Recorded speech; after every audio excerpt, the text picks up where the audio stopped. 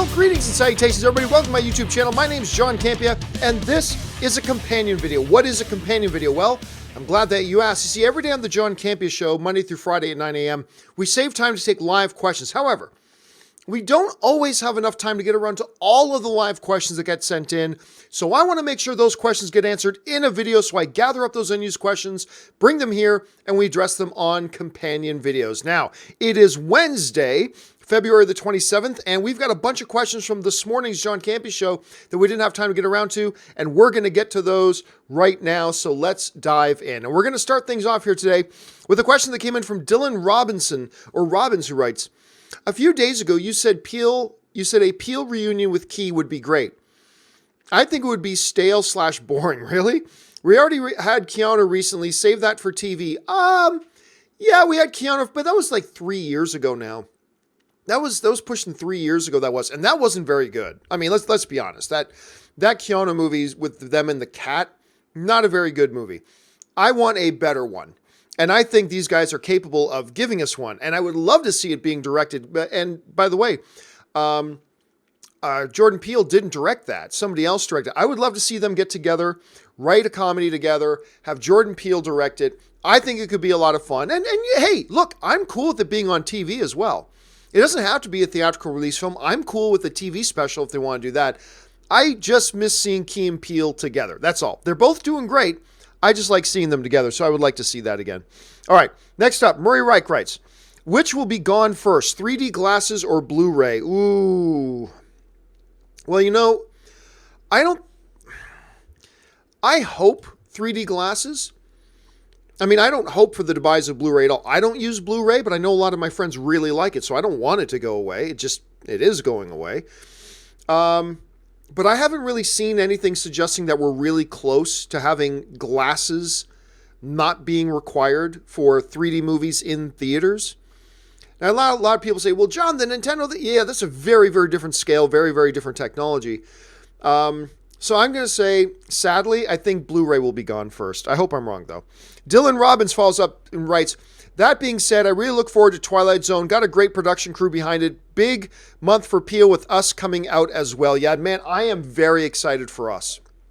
And the Us trailer is an interesting thing because I liked the first Us trailer. I liked it, but I didn't love it. Sometimes we watch movies that we don't necessarily love and it grows on us a little bit more over time. I've never really had a trailer grow on me more over time, or at least it's very, very rare. The Us trailer is a trailer that I liked right away, but I didn't love, and it's grown on me more and more. And I find myself now actually really quite excited to see the film. I mean, I was kind of excited to see it anyway, just because it's Jordan Peele directing it. But yeah, that first trailer didn't, knock me out of my chair, but I liked it. But now I watch it, I'm like, this looks so good. So it's one of those weird times that happens. Yeah, it's going to be a great, great time for Jordan Peele. All right. Avenge the Chicken writes, since the end of Civil War moment, I've been waiting for the most. Oh, I see. You forgot to put the word "the" in there. Since the end of Civil War, the moment I've been waiting for the most is the Cap and Tony reunion.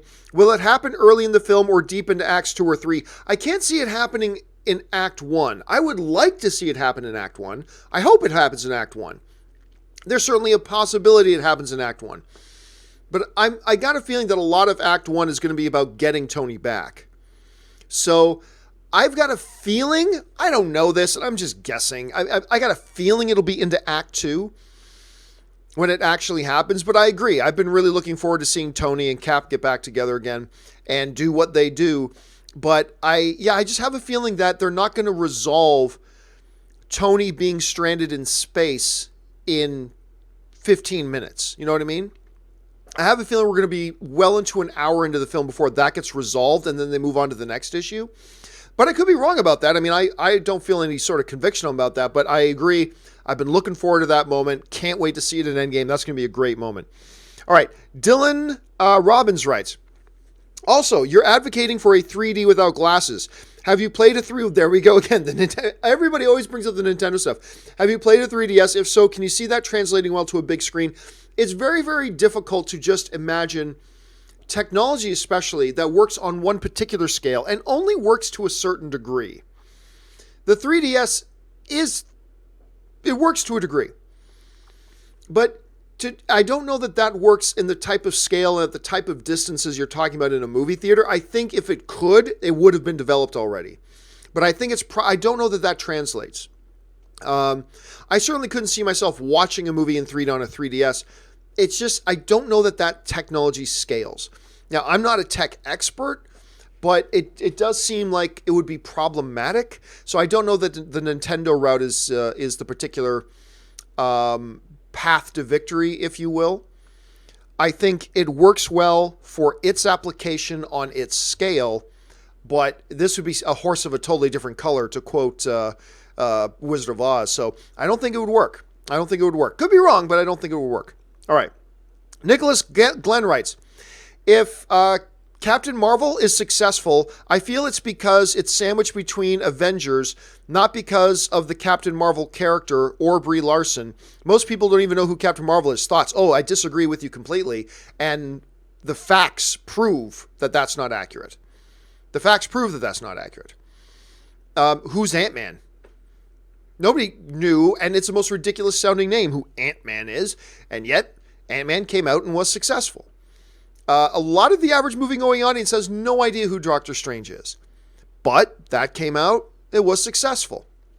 And by the way, Captain Marvel isn't coming out in between two Avengers movies. It's coming out in between Ant-Man and the Wasp and an Avengers movie. Right? And by the way, Ant-Man and the Wasp came out right after Infinity War, and it made $600 and something million. So I gotta disagree. I think every bit of data that we have flies completely in the face of the notion that if Captain Marvel is successful, it's only because it's in between this and this. Well, then how do you explain Ant-Man being successful when it didn't open in between Endgame and Infinity War? How do you explain Doctor Strange being successful when it wasn't opening between this? And by the way, most average movie going outs had no idea, don't know a sweet thing about Ant-Man or about Doctor Strange, and yet they were successful. So now, if the same thing happens, to try to create a false narrative and say, well, it's only successful well, that makes no sense. That doesn't make, because the data shows us otherwise. The data proves us. Now, by the way, somebody asked me the other day if I think opening in between two Avengers movies could be harmful to Captain Marvel. And I don't think that either. So I reject any notion that if Captain Marvel fails, it's not because it's in between two Avengers films. If it succeeds, it's not because it's between two Avengers films. And even then, the proposition is flawed right from the beginning, because it's not opening in between two Avengers films. It's opening in between Ant-Man and the Wasp and an Avengers film. So there's a lot of reasons why I disagree with you, Nicholas. A lot of reasons why I disagree with you, mostly though because the data shows us that that's not the case. So, and I do believe that Captain Marvel is very much in the same boat as an Ant-Man, as a Doctor Strange, which is why, while some people out there are predicting that Captain Marvel will be $1 billion film, and maybe it will, or that Captain Marvel could be a $1.2, $1.3 billion film, and maybe it will, I'm predicting, because it's more in the boat of an Ant-Man and a Doctor Strange, a new character that has never been introduced in a previous film, that it's going to end up with the same kind of box office numbers as Doctor Strange and Ant-Man. 575, 600, 700 million, somewhere in there. That's where I think it's going to end up. And I think that's successful. And I don't think that has anything to do with it opening between the two Infinity War movies, because the other films didn't need that. So why would we suddenly put that onus on this one and not those ones? Just my thought. Okay. Aaron H. writes, I don't care if Brie Larson said, I enjoy eating small children. If it's an MCU movie, I'm going to be there opening night, March 7th. I can't wait. And it's almost here, Aaron. Here's hoping it's good. I mean, look. For all we know, all the controversy aside about the made-up lies about the crap that Brie Larson didn't say or whatever, all that aside, the movie might be crap. I mean, it just might. Let's not pretend like Marvel hasn't produced any crap before. Agents of S.H.I.E.L.D., anybody? Some of you may like it, and I respect that. To me, it's a total bag of shit show. I mean, Iron Man 2, anyone? Iron Fist, anyone? Luke Cage season 2, anyone? Let's not pretend that Marvel can't crap the bed. Everybody can crap the bed. Marvel's not immune to that. So let's see if the movie's good. Fingers crossed. I hope it is, but you never know. All right. Nicholas Glenn writes, why do sites and YouTube channels keep referring to the Rotten Tomatoes situation as review bombing? Because that's what it is. This statement is misleading and false. Actually, no, it's quite accurate. It was a poll that was removed. It's not a poll. That was moved, and there were no reviews because the movie is not out. Okay, so here's the thing. The practice is known as review bombing. Like when you get people, when you get organized efforts to game the system and to manipulate the system and to do whatever, that's a practice known as review bombing. It applies to this and it applies to that. That's why people are using the terminology. And by the way, there were like tons of people leaving comments saying, I saw the movie. That's one of the things that Zachary Levi was talking about. A bunch of people were leaving tons of comments going, I saw the movie and it's terrible. It's like, you didn't see the movie. But yeah, anyway. So the practice is known as review bombing. Maybe that's not the most accurate wording for it, but that's just kind of what the practice is called. And that's what was happening. You know, the Captain Marvel rating was sitting at about 90% until there was this organized effort from these hate sites trying to direct people to go and downvote it. That's manipulating the system. That's trying to game the system. And it's a practice kind of referred to as review bombing. Even though, technically speaking, it wasn't the review meter, it was the looking forward to meter, but it's still the same practice, and that's kind of why they called it that. Let's see. I'm Upset writes, would you rather have Kraven in the MCU or the Venomverse? If you had asked me this before seeing Venom, I probably would have said the MCU, but I kind of like this world they're building around Venom, and so I'm going to change my mind on that. And I'm going to say I would rather see Kraven in the Venomverse. I want to see Kraven trying to hunt Venom. I want to see that now. I know the classic story is Kraven hunting Spider-Man. Cool, but Spider-Man live action isn't in the Sony realm. Kraven and Venom are. I'm looking forward to that, so I kind of want to see that. I'm happy to see him in the MCU or the Venomverse, but if you're asking me my preference, I'd rather see him in the Venomverse. Let's see. David Willard writes, it's been a while since you have heard anything. Would love to see Guillermo del Toro do this right in his wheelhouse. I can see the Owl and Nicodemus already. Oh, you're talking a little bit earlier today. The old animated movie that I loved as a kid called The Secret of NIMH was brought up, and we talked about that, about Nicodemus and the owl and all that kind of stuff. Would Guillermo del Toro do a good job at like a live action or a recreation of this? I'm sure he would, but I'm sure there are a lot of directors that would do a good job. You know me. I don't care. I don't generally get into the discussions of which actor should play X role or should X director direct X movie. I try not to get into those conversations. But hey, if Guillermo del Toro did it, that would certainly be cool. And just, I would love to see a recreation, a reboot, a remake, live action or animated or otherwise. I would love to see somebody do The Secret of NIMH again. I just love that movie. It's a very dark film for like a kid's animated film. Very, very dark. Some nasty stuff in there. But I just loved it. I absolutely loved it. Dan Ketchum writes, I think Black Widow could be the MCU's Batman. Oof, no. I disagree with that completely. Black Widow is first of all, you know, Batman is the mastermind of the DCEU, right? Like he's their tactician, he's their strategist, he's kind of the man. Batman's the man. And Black Widow is an incredible spy, an incredible agent. But she's not a leader. You know, she doesn't lead the team. You know, Banner has a lot of firepower at his disposal as the Hulk. Banner is a great brain and an intellect and all that kind of stuff, but he's not a leader per se. You know, leadership is a particular skill. I mean, the leader, that's Cap. Cap is born-bred leadership.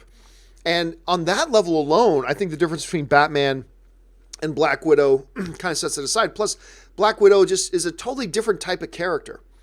Now, you may like the Black Widow character more than the Batman character, and that's cool, nothing wrong with that, but I'm just saying that they are such fundamentally different types of characters and serve such fundamentally different roles in their respective universes that I just don't see the connection or the allegory, if you will, of trying to do the comparison of Black Widow could be MCU's Batman. I just don't see any comparison there whatsoever. So I'm going to disagree with you on that, Dan. I'm going to disagree with you on that, brother. But that doesn't mean you're wrong. Just because I disagree doesn't mean you're wrong. All right. Chris Warden writes, sir, if you've already addressed this, but haven't been able to watch over the last few weeks. Just wondering what happened to the new studio. I've had to answer this question so many times. Okay, the other studio falling apart. We had 21 leaks coming through the roof. It was not meeting our needs, all that kind of stuff. So we decided we needed to move. It takes a long time to deconstruct and tear down a studio.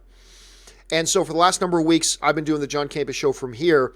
Then once we do get a new studio, which the transition is supposed to happen March 1st, it's going to take a while for construction crews to get in there, build it out to the specifications, get everything moved back in there, then rebuild out all the sets, run the wiring, all that kind of crap. We're going to be doing the show from here for at least another month. At least another month. I initially thought it might be a little bit shorter than that, but it's a much bigger project than I thought it would be. So yeah, that's why we're doing the show from here. Let's see. Mass Effect Fan 101 writes, Leonard Nimoy passed away 4 years ago today. Really? I didn't realize today was the anniversary. He directed two of my favorite Star Trek movies, Live Long and Prosper, Spock. And you know what? As long as I'm not remembering this incorrectly, Three Men and a Baby. I believe he also directed Three Men and a Baby. I could be wrong about that. No, yeah, Leonard Nimoy. A lot of people forget Leonard Nimoy directed the Ted Danson, Steve Guttenberg, Tom Selleck, Nancy Travis classic Three Men and a Baby. I love Three Men and a Baby. Holy crap, that movie's so old now.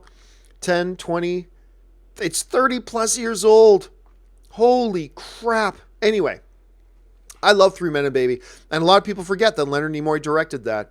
Who would have thought? Like, never direct Three Men and a Baby and like the best Star Trek movies. A lot of people think he directed the best Star Trek movies. So, yeah, man, I didn't even realize it was the anniversary. Thanks for bringing that up, Mass Effect. I appreciate that. All right. KW writes, A Star is Born is being theatrically re-released with 12 minutes of new footage. Is this worth a theatrical re-release? Well, here, let me put it this way. I think this theatrical re-release was planned, obviously, before the Oscars. And I have a feeling it was planned with them half expecting they might win the Oscar for Best Picture. But either way, the idea is the Oscar buzz can make us some money if we put it out in the theaters again. And it will. I don't think it's worth it. I particularly don't think 12 extra minutes in a drama, per se, I don't think is worth going out to a movie theater, buying the tickets, all that kind of crap. I don't think that's worth it. Something like a Star Wars movie or a comic book film where 12 extra minutes could mean a world of difference. I don't see that with a drama. So while I understand the strategy, and I don't necessarily think it's a bad move by them doing another re-release with 12 extra minutes of footage, personally, while Star is Born was my number 5 favorite film of the year. I love Star is Born. I think it's fantastic. Is that worth 12 extra minutes of footage in a drama? Is that worth going out to the theaters in? I don't think so. But hey, I certainly don't cast any shade on anybody that is intrigued to go out and see it with the 12 extra minutes of footage. And I certainly don't cast any shade on the studio for wanting to do it. I get it. You might be able to make a little money. Not a bad move, but I personally don't think it's worth it. All right. ZOMG Ruler writes, saw Fighting with My Family. Good film. I also saw, I don't know what WM31 is, so I'm going to skip that. Anyway, again, I've said it about 20 times lately because it keeps coming up, but I'll say it again. Fighting with My Family was way better than I thought it would be because I didn't think it was going to be very good. And it has a lot of charm, a lot of heart, and a lot of laughs. And you don't have to be a wrestling fan to appreciate it. Go out, give it a shot. I think you're going to have a good time if you go watch that movie. KW writes, Egerton is singing the songs in Rocket Man himself. I was thinking that. It certainly sounded to me, and if that is him singing the music, then dear heavens, good on him. If that's actually him singing the music, which it appears to be, then color me impressed. I'll say this, I'm more impressed with his singing in that than I was with Bradley Cooper singing in A Star Is Born. Not that Bradley Cooper had much difficult things to sing, but I mean, just from that trailer alone, it sounds like Egerton is really pounding it out. So if it's him, that's really cool. Shamanth writes, thoughts about Small Soldiers, the movie. I like Small Soldiers. You got Tommy Lee Jones as the voice. It was kind of a play on toys, I mean, in many ways. But overall, I think it was a good movie. I enjoyed it. I know a couple of people that really love that movie, and I thought it was pretty good. Anthony R. writes, 2 types are seeing Detective Pikachu. The ones who know nothing about Pokemon and are curious to see what Ryan Reynolds does. Then the 20-plus year fans who want to see their favorite Pokemon in live action. Yeah, I don't disagree. You know, we were talking about that today on the John Campus Show with me and Robert, and one of the things that I mentioned was the marketing campaign. They seem to be doing a very, very smart approach with their marketing campaign. And that approach is simply an approach of, let's not just try to target the pre-existing Pokemon fans. Because quite frankly, those numbers aren't as big as you think. At least the appeal of coming out to a movie. Because I remember there was the same philosophy going into Power Rangers. They thought, just make this, really hammer the marketing to the nostalgia of the Power Rangers. And that's what they did, and the movie flopped. Despite so many people insisting to me it was going to be $1 billion film, the movie completely flopped. I think what the studio here has realized is we don't need to target our marketing at the pre-existing Pokemon fans. Just the fact that it's Detective Pikachu is going to bring a lot of them out. We need to focus more of our attention on making this just forget Pokemon. Take Pokemon out of it. We need to focus our attention on just projecting to the general movie-going audience a good, fun, funny film. And that's what they did. And they incorporated the Pokemon in there. Absolutely. Yes.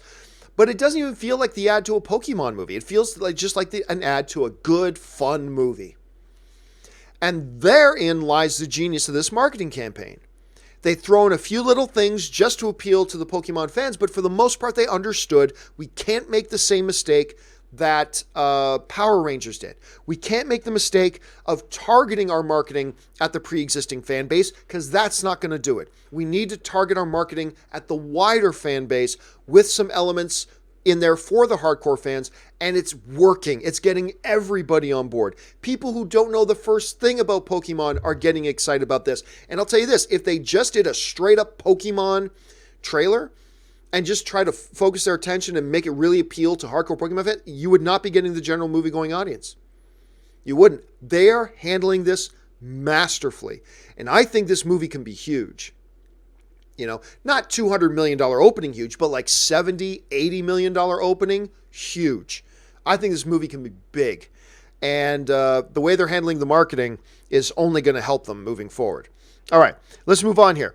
Shamanth writes, would you guys recommend True Detective Season 3? We haven't watched it yet. It's funny because I get asked that all the time. Not whether I would recommend it, but I get asked all the time if I've seen True Detective Season 3 yet, particularly because I'm a big fan of Mahershala Ali. And people ask me but I still haven't seen it. I've got a lot of stuff on my docket, and I don't watch a lot of TV, so I'm really backed up on the TV that I'm watching, so I haven't seen it yet. Householder Films writes, I really want a terrifying creature from the Black Lagoon remake. Well, I mean, I don't know how well that translates. I mean, I don't know. Maybe it translates great. I don't know if that translates well, but I'll tell you what. With the resurgence of the popularity of horror right now, and we got a lot of high-profile horror films coming out this year, more high-profile horror films coming out this year than we've had in a while. With the resurgence and the success of horror films lately, I think we are probably closer to getting a Creature from the Black Lagoon movie than we ever have. Now, I don't know if anybody's actually working on it or developing it, but I feel like a movie like that has a much better chance of being made and maybe even succeeding today than it ever has before. So let's keep our eyes open for it. All right. Anthony R. writes, what do you think about the rumors of Arrow and Legends ending in 2020 after the Infinite Crisis crossover? Supposedly it's changing Arrowverse forever. I don't put any validity to those rumors. Look, Legends of Tomorrow is a show that every year they think it may get canceled because its ratings aren't great. So I wouldn't doubt if it gets canceled in 2020. I wouldn't doubt if it doesn't even get to 2020. With Arrow, I don't know, could cancel any time, but any of these things that are rumors right now, no. CW hasn't said anything like that, so I don't put any validity to the rumors. They could happen, but not because of these rumors. I don't put any validity in the rumors at all. Thomas Kellner writes, happy belated birthday. Thank you, Thomas. I appreciate that. From Pisces to Pisces, had my birthday on the 24th. Well, happy birthday to you as well, Thomas. Just found out that Brad Fidel is doing the Terminator Dark Fate soundtrack. Your thoughts? I do not believe he is. Now, I could be wrong, but I do not believe he is. Now, Brad is the guy who did the soundtrack and the score for the first Terminator, for the second Terminator. I'm pretty sure he's firmly retired. And I think he's been retired for a bit. So I don't believe that's true, but anything is possible. Anything is possible. Next, also from Thomas Rhodes, info came from IMDb composer section. Well, it depends on what you're looking at, because if any of the music in the new Terminator is going to be based on the music from the other Terminators, they very well could put his name in there. But that doesn't mean he's composing this one. Again, I'm not definitively saying he's not doing it. Don't get me wrong. But from everything that I understand, that he's not composing this one. Maybe he is, but I from everything that I know up till now, I don't think he is. So, but anyway, let's keep our eyes on that, see what happens.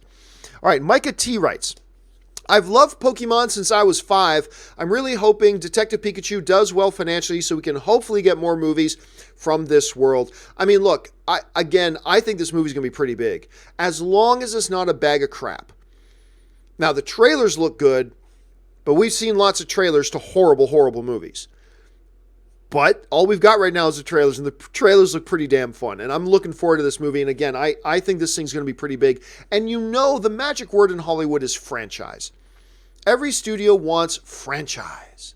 Every new movie they put out, they hope will turn into a franchise.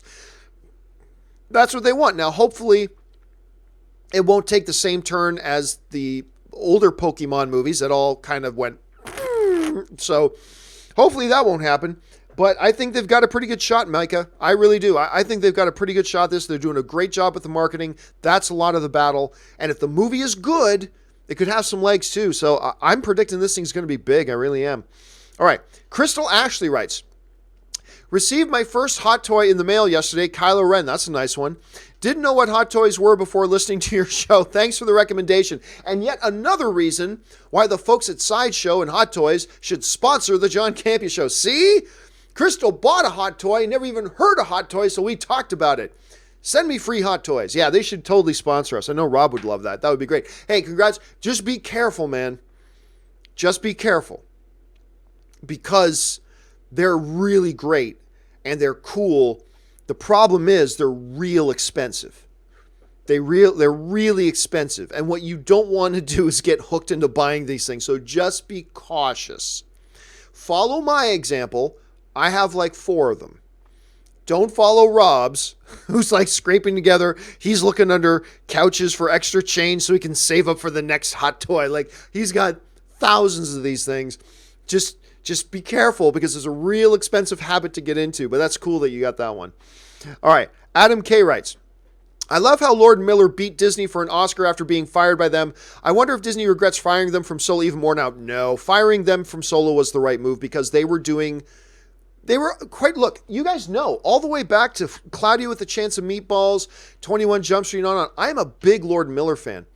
And I was so excited when they got hired to do Solo, but they were acting kind of shady. Look, they were hired on.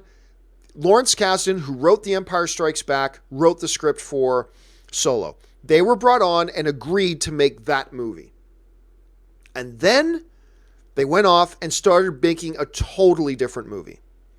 One that, you know, all the Star Wars guard, like Kasdan and all the rest, did not want, and didn't want Han Solo treated that way. They were turning into a slapstick, 21 Jump Street kind of slapstick comedy.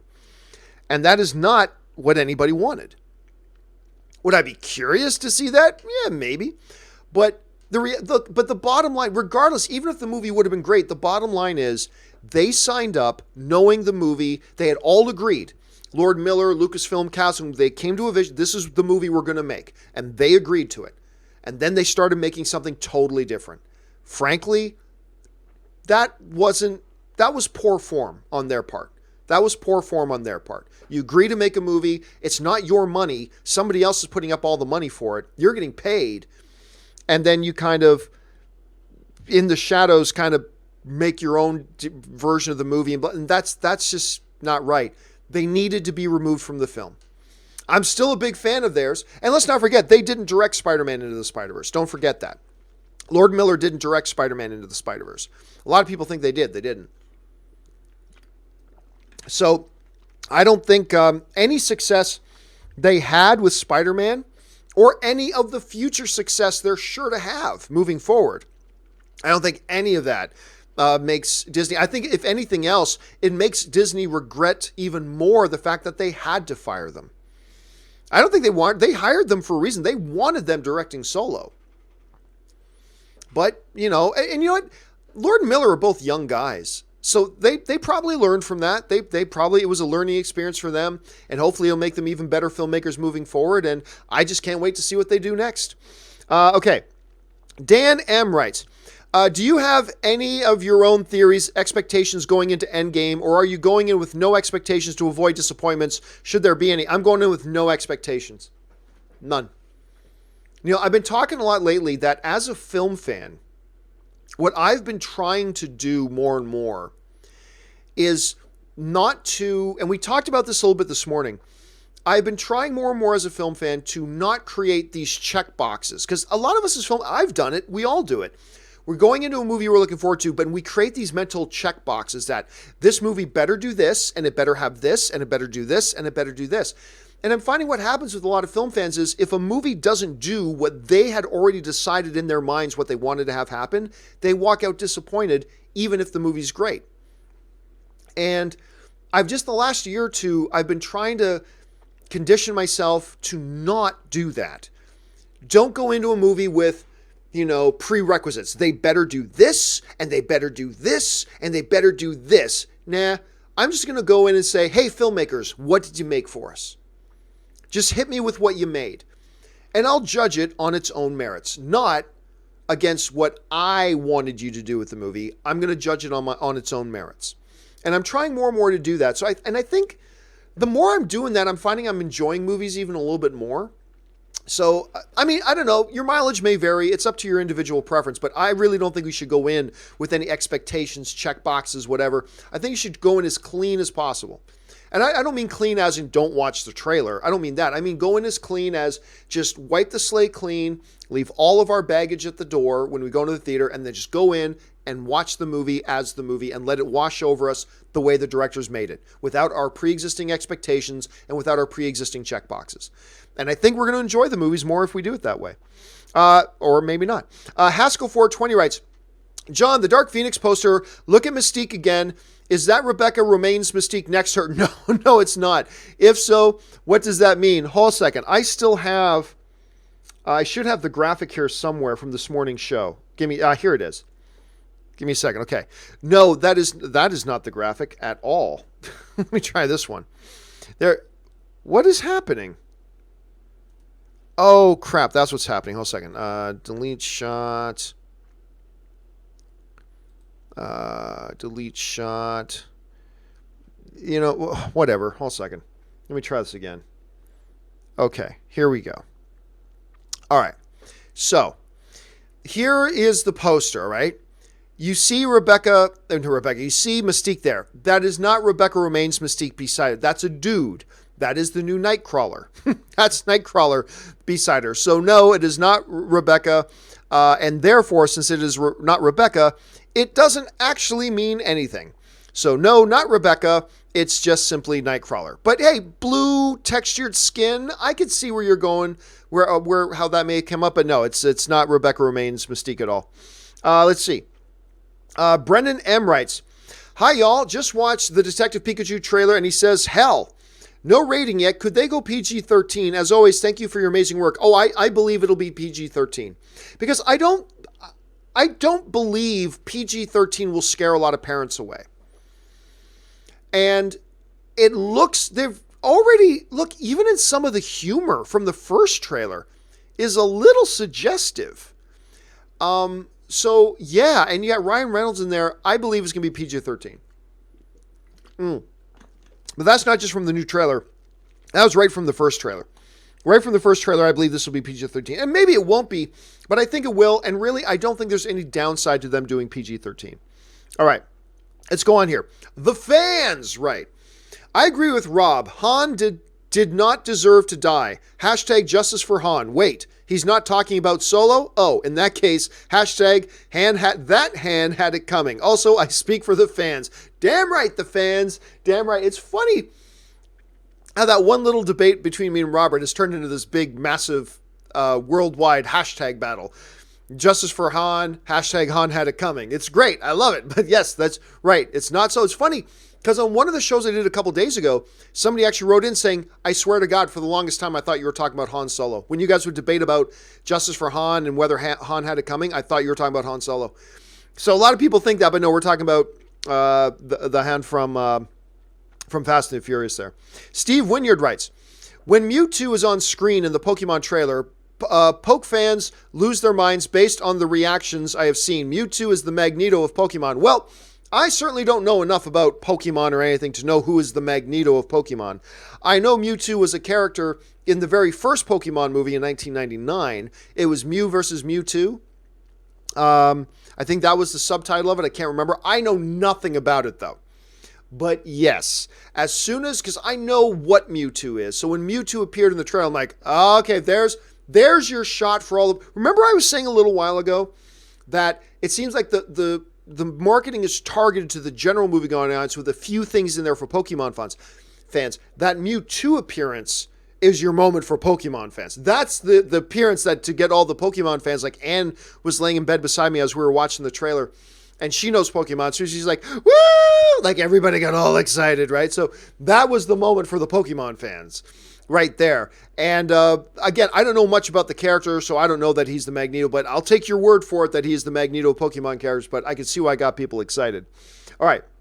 Rufino Salazar Jr. writes, since Winter Soldier and Civil War, they hint the Bucky and Black Widow have history. No, they don't. You think they'll finally answer that? Hashtag justice for Han, hashtag wife up your girlfriend. No, they don't. They don't suggest they have any history. The only thing, it was a scene in Winter Soldier when Black Widow thinks she knows who it is they're dealing with because there was this guy that was a myth and I came across him once and he shot me. That's it. There's no history. It's like she heard rumors about him and all this kind of stuff, but they only encountered each other once, and the only thing of the encounter was she got shot. Other than that, she knows nothing about him, like nothing at all. So, no, I don't think they've been suggesting a history between the two of them at all, to be honest with you. And maybe they play it up that they do later, but I'm just saying as a fan myself, watching the films, I never took away from the movies that they were suggesting some deeper history between the two characters. I just never got that out of it. And maybe you're right, though. Maybe your perception is a little sharper on this one than me. Wouldn't be the first time that happened. All right, let's see here. T-Man's the Man writes, where'd he go? There he is. Greetings, guys. I'm a big Pokemon fan, but it concerns me that it comes out 2 weeks after Endgame. Will that affect the final box office total? Well, look, when you open anywhere close to a major film like Endgame, will it have an effect? Sure. Will it have a major effect? I don't think so. Remember, by the time Pokemon opens, Avengers Endgame will have made the majority of its money already. It still has a lot more money to make after week 2, but by the time this movie opens, Endgame will have already made the majority of its money. On top of that, you're going for a little bit of a different demographic here. You're going for a bit of a different demographic. So, yeah, as long as you're not opening the immediate week after, as long as you're not opening the day of, and as long as you're not opening just the immediate week after, 2 week separation, fine. I think that's fine. And they are different enough movies that yes, it'll have an effect, but every other movie will have an effect on Pokemon. I really don't think it's going to be a big determining factor. An effect, yes. Major effect, I don't think so. I think they'll be fine. Let's see here. Bedonsky98 writes, hey guys, can't wait for Once Upon a Time in Hollywood. My question for each of you is, what is your favorite Tarantino film? Thanks. Well, unfortunately, the other two are not here right now. I waver back and forth a little bit between Inglourious Bastards, which I hated the first time I saw it. Hated Inglourious Bastards the first time I saw it. I don't know why. Because it was about like 8 or 9 months later that I watched it again with some girl I was on a date with, and she wanted to watch it, and I had it at home. And she wanted to watch it, or she had it. She wanted to watch it. It's like, fine, watch it. And I loved it. I'm like, why did I not like this? I don't know what was going on. So there's that. And then the other one is Django. I really love Django Unchained. I thought Django Unchained was crazy good. Crazy good. I love that movie. So I kind of waffle back and forth between Django and Inglourious Bastards. A lot of people say the classic. I believe Rob has told me before his favorite is still Reservoir Dogs, which, hail, that's not a bad choice. Reservoir Dogs is not a bad choice. I don't know about Ashley's, but for me, it's either Django or Inglourious Bastards. Not a lot of bad choices on Tarantino's filmography, though. Although I wasn't a big fan of Hateful Eight, I will be honest. Our Mark Blazer writes, just got my tickets for Endgame, and it will show on April 24th here in the Philippines on IMAX. So excited. Really? Your tickets are available? Are you sure? They're not available here. That doesn't mean they won't be available in the Philippines. Double check. Make sure you didn't buy it off some scammer or something like that. But if you are able to buy your tickets in the Philippines already, that's pretty cool. The rumor going around right now is that the tickets for Endgame will go on sale on April 2nd here in North America. Now, I don't know how that impacts or has any effect on worldwide ticket sales, but I know I haven't seen anything about the tickets going on sale in international markets yet, but I don't pay close attention to ticket sales in international markets. But if you already got your tickets, man, that's awesome. That's awesome. Start counting down the days, my friend. We're 2 months away. All right, Brennan M. writes, an awesome Enterprise A model, Rob, my favorite ship. Actually, if you look close, Rob's got a couple of Enterprise models in his room there. He's got a couple of them. And actually, oh my goodness, if you really take a freeze frame of Rob, you'll see there's a lot of very cool stuff that he's got in that room. A lot of very cool stuff. Now, I know he's going to be changing up his set here pretty soon, because right now he doesn't have a set. Right now he's in a room where his computer turns on his webcam, but he's going to be putting in some curtains and making it up look a little bit nicer. But if you take a look around that room, he's got a number of very, very cool looking things there. All right. Gebby23 writes, does it matter what month a film is released in order to make $3 billion? Is summer too crowded with other blockbusters? There's a lot of debate that goes on about that. Personally, I think you can put out a movie in just about any month. I really do. And have big success. Now, the reason a lot of blockbusters open in the summer is because that's when most people go to the movies. A lot of competition, yes, but there's also a lot more money to be made.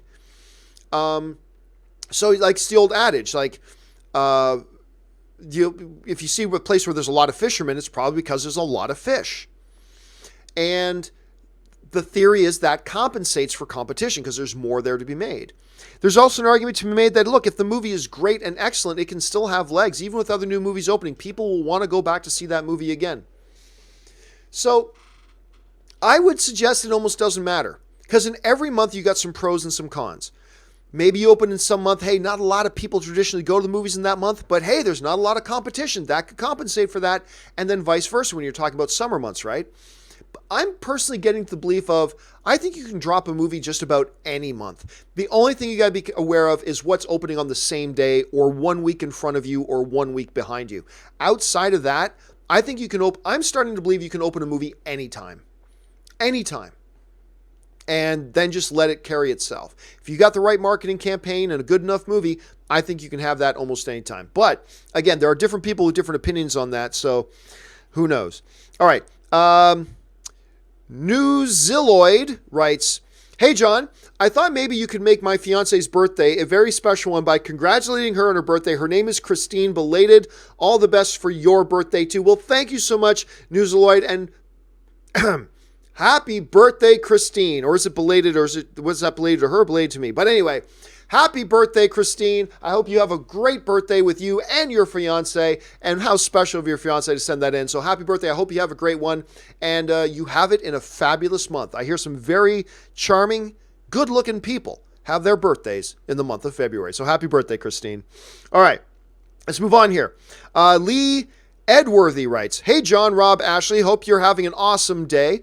Best moments of the Oscar was when Samuel Jackson awarded Spike Lee and he jumped on him. That was great. There's something about seeing movie stars and the Hollywood just flat out having the same reaction to something that you and I would have. And seeing how excited Spike Lee was kind of nice. Now, you may have liked or not liked his speech that he gave, so be it. You may have or may not have liked his reaction when Green Book won the Oscar. I didn't like his reaction, but whatever. But you couldn't help but smile when this guy who's been in the business for decades finally wins an Academy Award, gets on that stage, and the little fella, and he's little. I remember we were at a premiere once, and for whatever reason, Ann and I got to be in the VIP line at the premiere, and literally a guy came and stepped on the back of Ann's dress, and she turned around, and it's Spike Lee, who's not much taller than Ann. He's a little guy. And Spike Lee, it was totally an accident, stepped on the back of her dress. He reached out, grabbed her, and goes, I'm sorry, baby. It was very charming of him. She goes, oh, that's fine. Very nice guy, but a very little guy. But to see that guy get up on stage and then jump into Samuel Jackson's arms, a 71-year-old man, by the way, he went up there and jumped into a 71-year-old man's arms. I thought that was really great. Now, my favorite moment of the Oscars was still the Olivia Colman acceptance speech. I thought that was marvelous. I thought it was great, but that was certainly a good moment, Lee. Okay. Christopher Mason writes, you guys are great. Love the new format. Stay filthy. Thank you so much, Christopher. Thanks for supporting the show and being here and watching and giving us some people to talk to about our favorite things in the world, movies and movie news and stuff. So thanks for that, Christopher. I really appreciate that, man. All right. Andre Roy writes, congrats on 3.5 million views in the last 30 days. Watch the show every day and love it. Thank you so much, Andre. Now, what Andre is referring to is this past week has been the best week ever for the John Campia. And actually this month, the past 30 days has been the strongest one we've ever had. Now, the rolling 30, that's a term they use for whatever day you're on. The rolling 30 is your traffic for the past 30 days. Right? So, and that changes every day. That changes. And while 3.5 million views for a lot of YouTube channels is very tiny. I mean, compared to a lot of YouTube channels, that's extremely tiny. I'm not pretending that it's not. But it does represent the biggest rolling 30 we've ever had at the John Campia Show. And for the YouTube channel. And I remember when I decided to leave the corporate overlords and do my own thing, wondering if I'd even be able to last 6 months. You know, my opening, I think my goal was to get 500,000 things, then maybe after a couple of years get to 2 million views in 30 days or whatever. I can't even remember now, but it was small. It was modest. So we our rolling 30 just recently hit 3.5 million views in the last 30 days. And that is a big thing for us. Again, I totally know that's tiny compared to a lot of YouTube channels. That's cool. But for me, that's a pretty big deal. And I was pretty excited about that. And I'm not going to lie, I am pretty excited about that. So thank you so much, Andre. And thank you for watching, man. I really appreciate it. And Andre, I don't know if you pronounce your last name Roy, if you pronounce it like another good French Canadian I know by the name of Patrick Waugh. So you may pronounce it Wah or Roy, whichever one. Thanks a lot for the well wishes, man. Andre follows it up with, props to you especially when you do it from home. I'm sure it's hard trying to produce everything while still being on camera. Dude, it is a challenge. You may underestimate it. It's a challenge because, I'm running multiple cameras just here in the studio, and I run the audio. And I run the graphics. I run the when graphics come up and all that kind of stuff, and the picture in pictures. Right now, I don't have anything here right now, but I do the picture in pictures, and then I have to stream in people from 2 different locations and monitor their audio and picture quality, make sure they're Visuals are all positioned correctly and positioned right. Far From Home trailer is so happy. No signs of the tragedy from Infinity War and Endgame. Thoughts? I think you're trying to read into something that they very specifically designed that you didn't have anything to read into. I think you are trying to analyze, and I think a lot of the fans are doing this. I think you're reading into it way too much. I think you're trying to analyze it when they're not giving you anything to analyze. Right? You're reading too much into it. Those people look happy. It means nothing. The scenes that they showed were scenes that would have people happy. And even if the greatest calamity in the history of the universe, the eradication of half of all life, was undone and everybody was back, wouldn't you be happy too? I think I'd be happy. But again, now I'm reading too much into it. I think we got to resist the urge. And this is what we do as film fans, me included, brother. What we do, we try to overanalyze minutia things of trailers and try to look for big meaning in little things in trailers, when really all we're doing is trying to read way too much into it, and just take the trailer for what it is and just understand we're not going to know what this movie really is until we watch it. But I can relate with the urge, man. I can relate with the urge. I've done that a lot in my life, of looking at the trailer and trying to pick out every little thing. But really, 99% of the time, it turns out to be nothing at all. Jacob Bergman writes, time for a Back to the Future reboot? I'm okay with it. I think there are a few people who, as long as they're still alive, will never allow that to happen. But I'm fine with it. But you know me, I'm fine with rebooting everything. Reboot Indiana Jones, reboot Star Wars, reboot Lord of the Rings. I don't care, because if they're great, wonderful, we have great new movies. If they're terrible, who cares? I still got the originals. So I'm all for rebooting everything. So that doesn't necessarily mean I think every movie's a good idea to reboot. Some will be better than others, but just in principle, I'm cool with anything rebooting. If I was a studio head right now, I'd have some meetings with people to see if there would be those open to rebooting it, but I know there are certain people alive right now that will not allow that to happen. So on that basis alone, I'll say no. If it were up to me, sure, but you couldn't get it done right now. It just couldn't be done right now. So in the future, though, at some point there will be a Back to the Future remake. I absolutely guarantee that. All right, guys. That will do it for this installment of the companion videos. We're now all caught up on all the questions that got sent in earlier today. Thank you to everybody for supporting the site by sending in super chats and just by giving us great topics to talk about, and for watching the videos as well. Also, guys, don't forget the John Campus Show returns again tomorrow morning, 9 a.m. Pacific Standard Time. Me, Robert, and Ashley got a whole bunch of stuff I'm already working on right here for us to talk about tomorrow. Make sure you join us for that. That'll do it for us for now, guys. Thanks a lot for being here. My name's John Campia, and until next time, bye-bye.